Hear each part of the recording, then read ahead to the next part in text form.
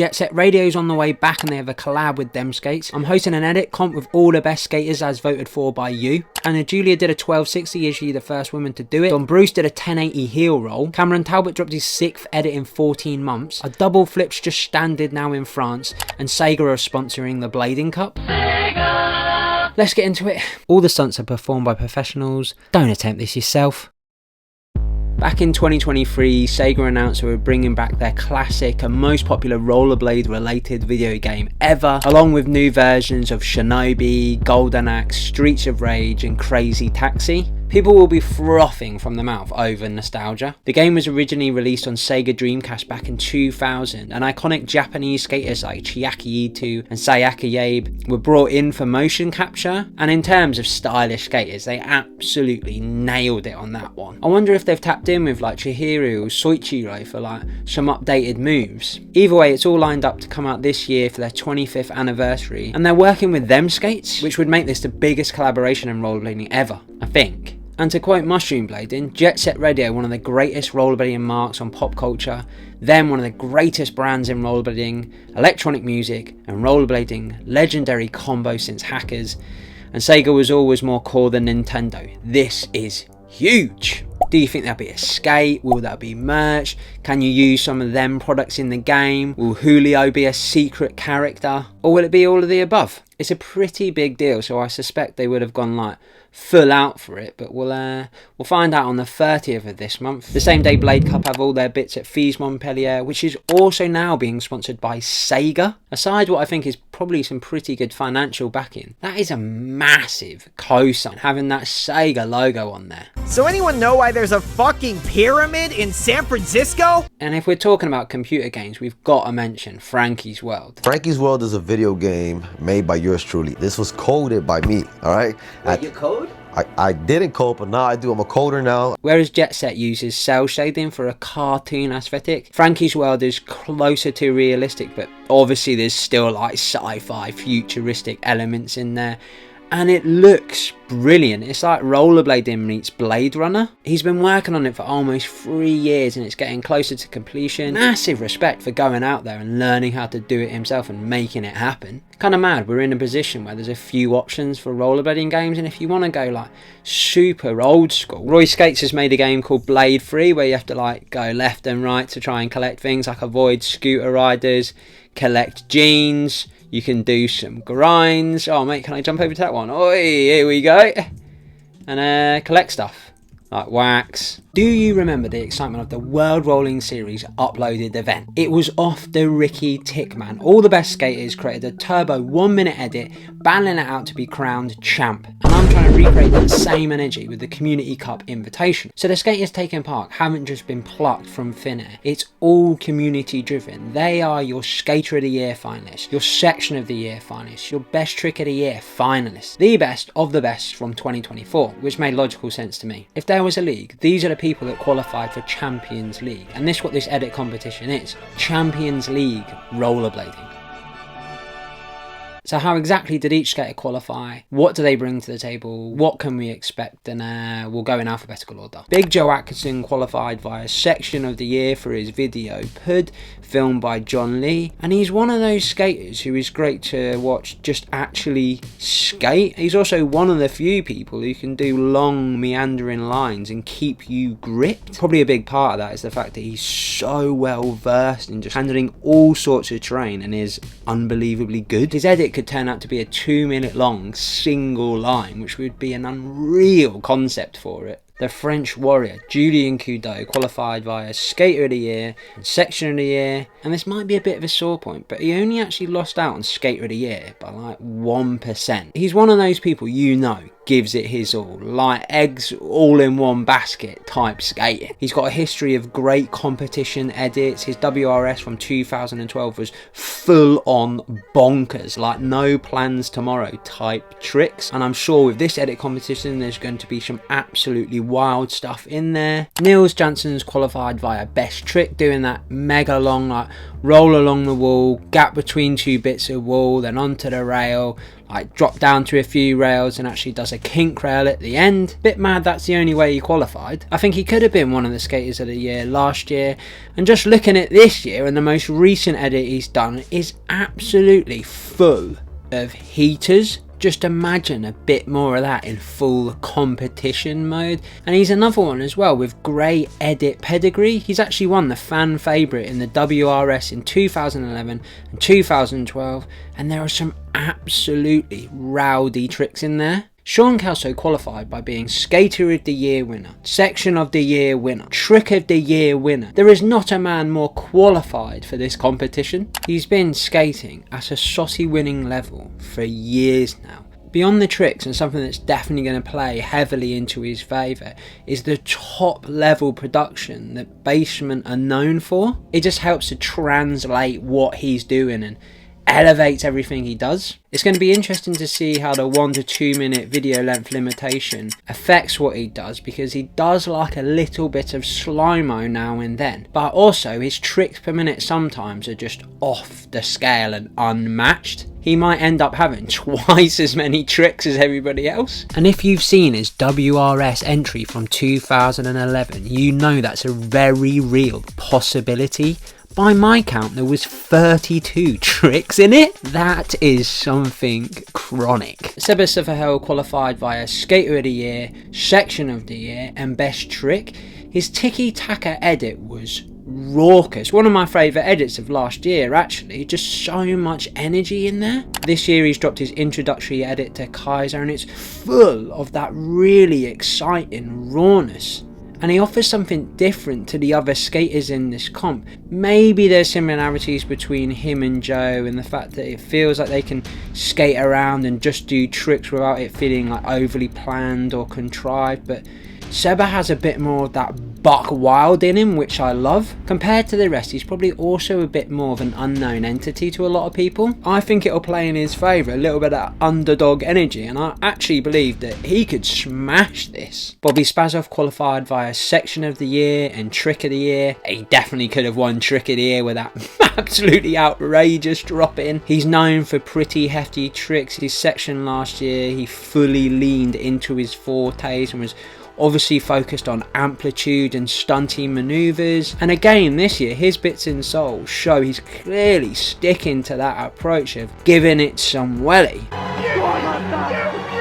And based off just that last edit, it would indicate that his edit for this is going to be mad. Cameron Talbott is a disruptor, catapulting himself into the Skater of the Year conversation, normally dominated by Kelso and Julien Cudot. He went triple turkey. Skater of the Year finalist, Section of the Year finalist, Trick of the Year finalist, which was a wild trick. Soul on that huge kink rail dropped down to like dark true top acid to another drop that was lethal. 4 sections in a year, chock-a-block with top rate skating and big scale tricks, carving a solid lane for himself. If he can continue all of that into this edit competition, it's going to be another mad one. And finally, Levi Van Rijn qualifying by a Skater of the Year and Section of the Year, and he was actually too easy Skater of the Year. He had a really exciting promo for his pro skate last year, a selection box full of tricks, craftiness in there, sauciness, big stunty manoeuvres, stuff you've never really seen before. He skates in a way that's unaffected by anything else that's going on in rollerblading, and it feels like what he might do is limitless. I would consider him top 3 of the slightly younger generation right now, and I'm buzzing for his edit. Huge thank you to those who have already donated and believe in the vision. I'm trying to raise at least 5k as a prize pot. I don't think this has been done before, maybe it has, but 50% of the money raised will be split equally between all of the skaters as a base rate for taking part. So they are getting paid, plus they can also win the community prizes, which is first, second and third, plus the expert judges winner, and that's where the other 50% is going. They'll be putting together a new exclusive street skating park that's a minimum of 1 minute long and a maximum of 2 minutes long. The 6th of July is the deadline, and I told them about it at the end of March. If any single one of those names drops an edit throughout the year, it's exciting. Now imagine an edit from one of them every day for 8 days in a row. Fucking brilliant. Monday, Julien Cudot going stunt 101. Tuesday, Bobi Spassov grinding off of roofs. Wednesday, Nils Jansons putting on a bangers clinic. Thursday, Kelso Megatech doing stuff that people will probably never do again. Friday, Joe Atkinson Flowmaster 4000. Saturday, Seba cutting loose and going fully raucous. Sunday, Cameron Talbott big scale adventures. Monday, Levi Van Rijn full throttle, no idea what's going to happen. Now mixing the fact it's a competition and people will be trying to outdo each other, it's going to kick off. It might actually be worth booking those days off work so you can just sit there and enjoy it and take it all in. Like, I mean, by Wednesday you'll be completely exhausted, man. Your eyes will be rattling around your head. So the idea behind the base rate is to recognise that the skater will be putting like time and effort into this. Maybe there's a bit of travel involved. They could also give something to the filmer and the editor. Obviously it's not going to cover everything, but it's a start, and hopefully in the future it can grow to something more substantial and cover more. You could obviously pay the skater directly and that would help that skater on his own, but if you chip into a bigger project, like, everybody gets to enjoy it and like the culture benefits. If we hit the 5k target, that means each of the 8 skaters currently taking part get £312 and 50p, just shy of a 1 monthly payment for a BMW 3 Series. I'm in my mum's car.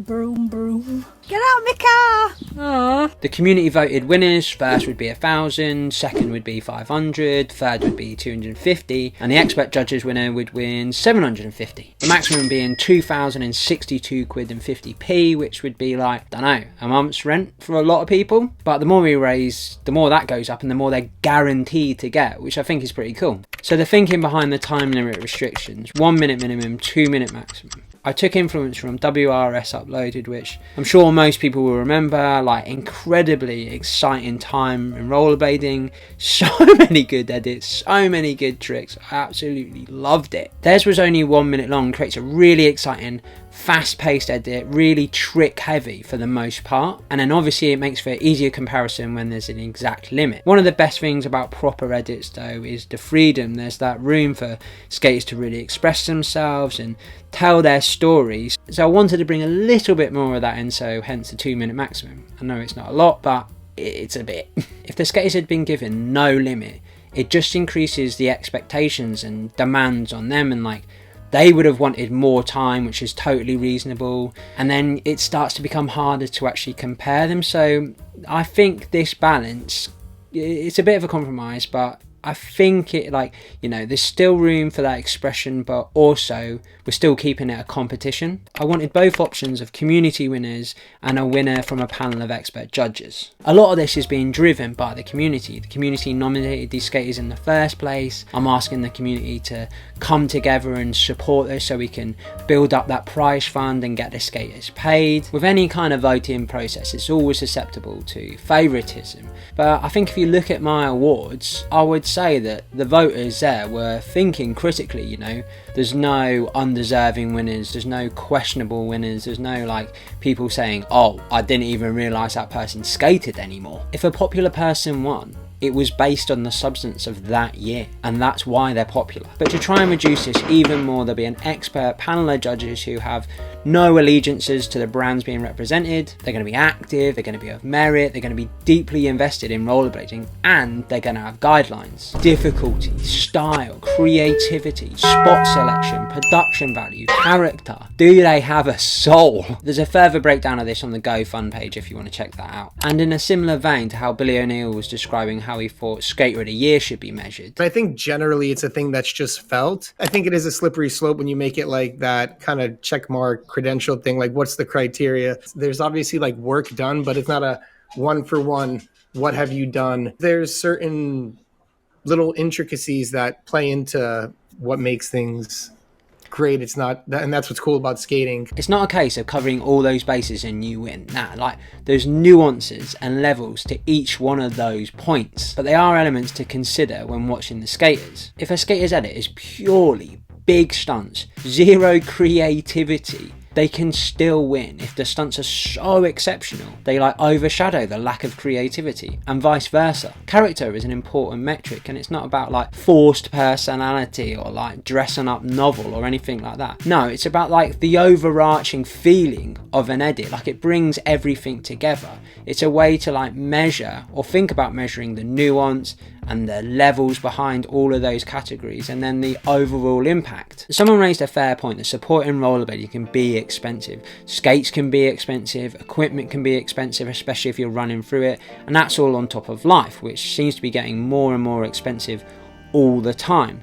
Now this competition donation is completely optional. I've had plenty of conversations with people who are looking for ways to support the industry, but you know, they don't need new skates. Maybe they don't have like loads of money lying around, like they don't like the clothing that's on offer or anything like that. I think this competition offers a great option to support the skaters and the culture, and for people to feel like they're actually more involved. A $5 donation might actually be more reasonable and affordable for a lot of people. On top of that, once people donate, they care more because they're literally more invested. For a $5, you're actually getting incredible value as well. It's like 63p per skater, and I mean, just based on what they released last year and to even qualify for this competition, that was worth 63p. The aim is to create an event that gets the skaters paid, they can win more money, and it brings like value and excitement to the community. Don't know if you can tell, but I am buzzing for this. Also, 3 of these lot have been going fairly mad in like comps and new edits. First off, Comp Skater of the Year, Julien Cudot doing Comp Skater of the Year type stuff, winning the Lyon Open. He was all over the gap. It's like watching a stunt show, and every time he can just take it up a notch.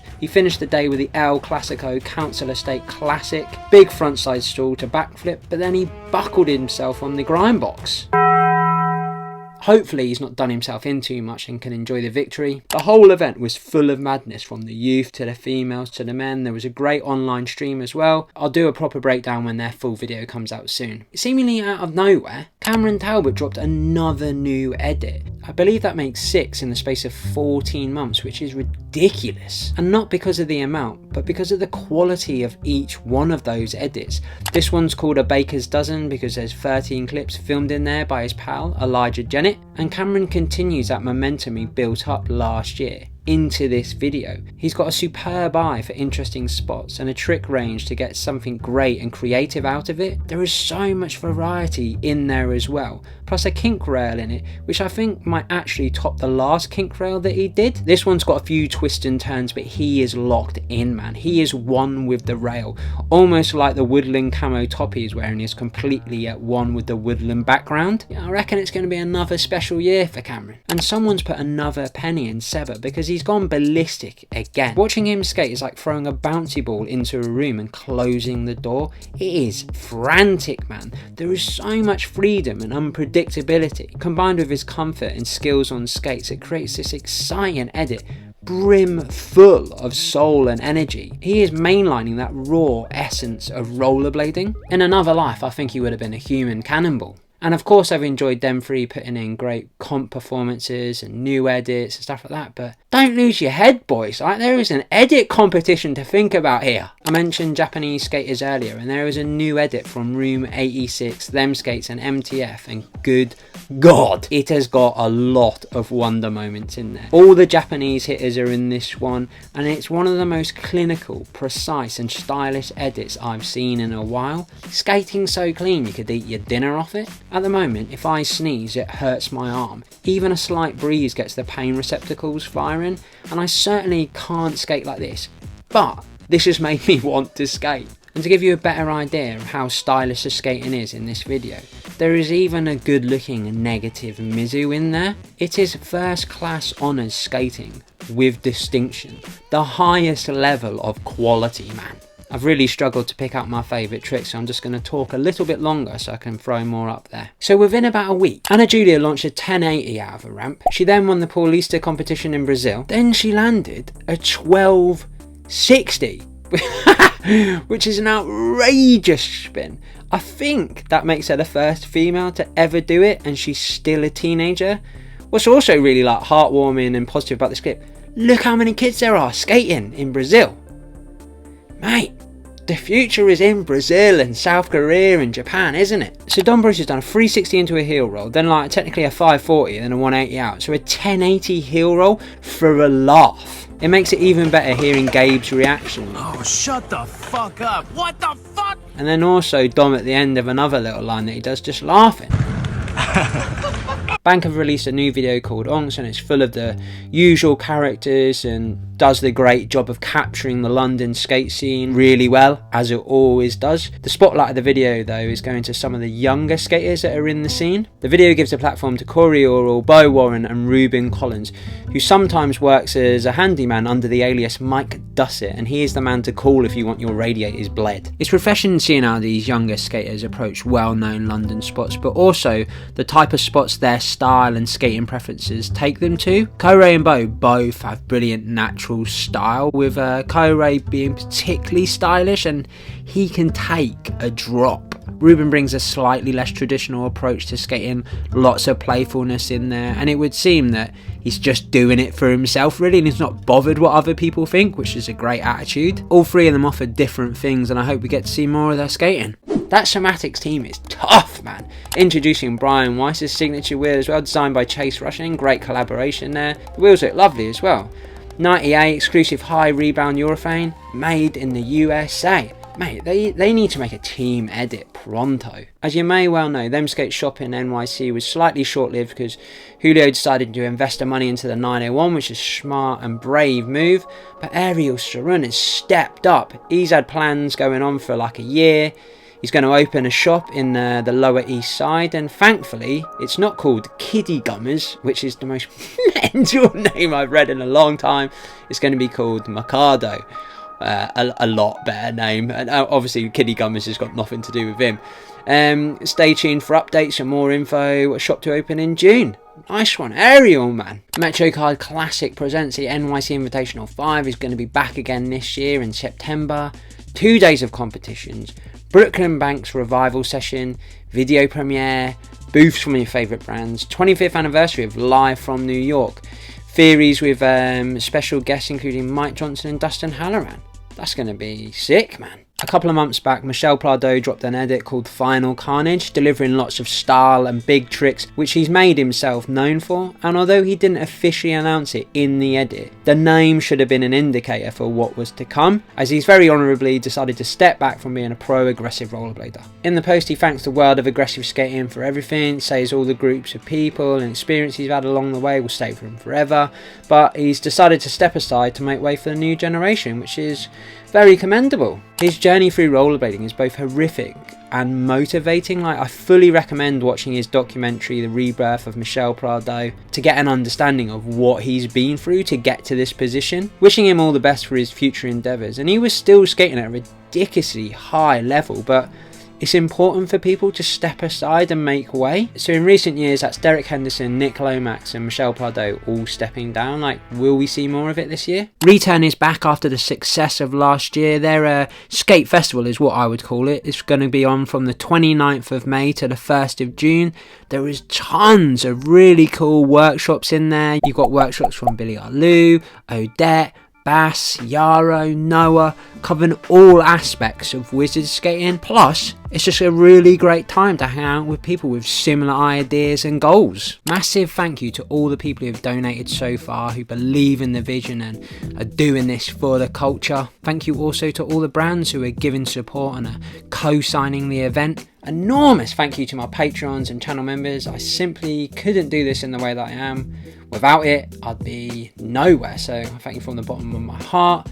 I'm still useless, that's why the videos are taking so long. I'm actually going on holiday for a bit as well, so there'll be a bit of a pause between videos, but I'll see you again soon, and here's a couple of other videos you can watch in the meantime. Spotty Dog.